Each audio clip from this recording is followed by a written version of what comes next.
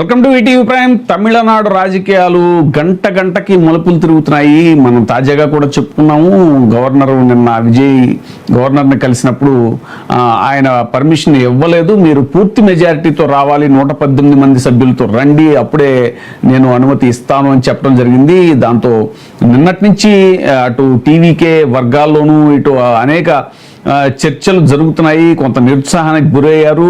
DMK కూడా కాంగ్రెస్ మీద చాలా గుర్రుమంది, కాంగ్రెస్ నమ్మక ద్రోహం చేసింది అది ఇది అని అంటూ హ్యాండ్ ఇచ్చింది అంటూ ఇక ముందు కాంగ్రెస్ తో మేము ట్రావెల్ అయ్యే విషయంలో ఆలోచిస్తూ ఉంటాం. ఒక పక్క డిఎంకే కూడా గుర్రుమంది, ఒక పక్క నుంచి డిఎంకే ఏఐడిఎంకేలు కూడా కలుస్తాయి, వాళ్ళు ప్రభుత్వాన్ని ఏర్పాటు చేసే అవకాశం ఉంది అంటూ ఒక వదంతులు వ్యాపించాయి. ఇలా రకరకాల పరిణామాల మధ్యలో తాజాగా విజయ్ మరొకసారి గవర్నర్ గారిని కలవటం జరిగింది. నాకు అవకాశం ఇవ్వండి, అసెంబ్లీలో బల నిరూపణ నేను చేసుకుంటాను అనేటువంటిది విజయ్ అడగడంతో ఎట్టకేలకు గవర్నరు గ్రీన్ సిగ్నల్ ఇచ్చారు, ప్రభుత్వ ఏర్పాటుకి విజయ్కి గ్రీన్ సిగ్నల్ ఇచ్చారు అనేటువంటిది తాజా సమాచారం. అయితే ఈ సందర్భంగా కూడా మళ్ళీ ఆయన కొన్ని ప్రశ్నలు సంధించినట్టు, గవర్నర్ విజయ్ని సంధించినట్టుగా ఒక సమాచారం వస్తుంది. అదేంటి అని అంటే 113 మందితో మీరు ప్రభుత్వాన్ని ఎలాగ బల నిరూపణ చేసుకోగలరు, మీకు ఎవరన్నా వేరే పార్టీల నుంచి మద్దతు వస్తున్నాయా అనేటువంటిది కూడా గవర్నర్ అడగటం అనేటువంటిది ఒక విచిత్రమైన చర్చ అని కూడా ఒకటి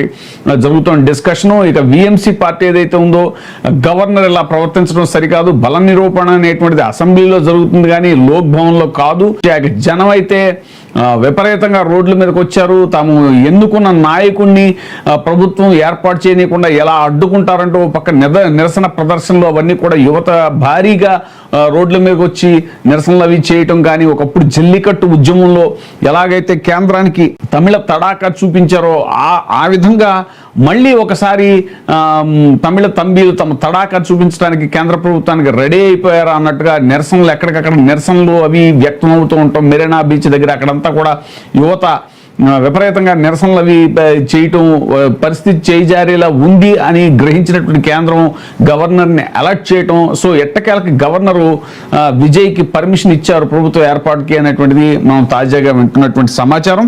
ఏదైనా కూడా జనబలం ముందు లోక్ భవన్ దిగొచ్చింది అనేటువంటిది ఈ సందర్భంగా జరుగుతున్నటువంటి చర్చ.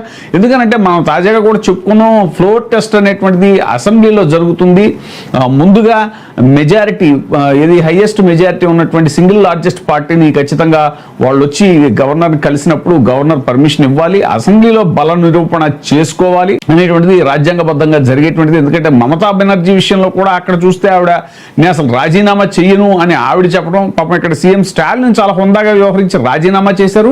పైగా తాజాగా కూడా ఆయన నేను ప్రభుత్వ ఏర్పాటులో జోక్యం చేసుకోనని చెప్పడం కూడా నిజంగా ఈ విషయంలో స్టాలిన్ అభినందించి తీరాలి అనేటువంటిది కూడా చర్చ జరుగుతుంది. మరి ఇంకా ఏ ఇతర పార్టీ కూడా మేము ప్రభుత్వాన్ని ఏర్పాటు చేస్తాము అని ముందుకు రానప్పుడు విజయ్ వెళ్ళి తనది సింగిల్ లార్జెస్ట్ పార్టీ కాబట్టి అనుమతి ఇవ్వాలి అని కోరినప్పుడు గవర్నర్ అసలు నిర్ణయం ఇచ్చి ఉండాల్సింది, హుందాగా వ్యవహరించి ఉండాల్సింది అనేటువంటిది జరుగుతున్న చర్చ. మరి ఇప్పుడు కేంద్ర ప్రభుత్వమే నిన్న గవర్నర్ తోటి ఆ రకమైన ఒత్తిడి తీసుకొచ్చిందా అనేటువంటి చర్చ కూడా జరుగుతుంది. ఏదేమైనా సరే ఇప్పుడు ఫైనల్గా ఎట్టకేలకి గవర్నర్ పర్మిషన్ ఇవ్వటంతో ఈ కథ సుఖాంతం అయిందనుకోవాలి.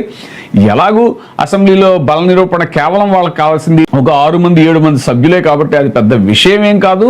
అటు ఏఐడిఎంకే నుంచి కూడా కొంతమంది ఆల్రెడీ బయటికి రావాలి అని ప్రయత్నిస్తున్నట్టుగా సమాచారం ఉంది. సో మనం ఎన్ని చోట్ల చూడట్లేదు, ఇవన్నీ కూడా ఈ యాంటీ డిఫెక్షన్ లా అనేటువంటిది ఇవన్నీ కూడా కోర్టుల్లో అలా నలుగుతూనే ఉంటాయి. ఫైనల్గా అది ఇది స్పీకర్ యొక్క డిస్క్రిషనరీ పవర్ మీద ఆధారపడి ఉంటుంది. ఇవన్నీ కూడా మనం చూస్తున్నవే.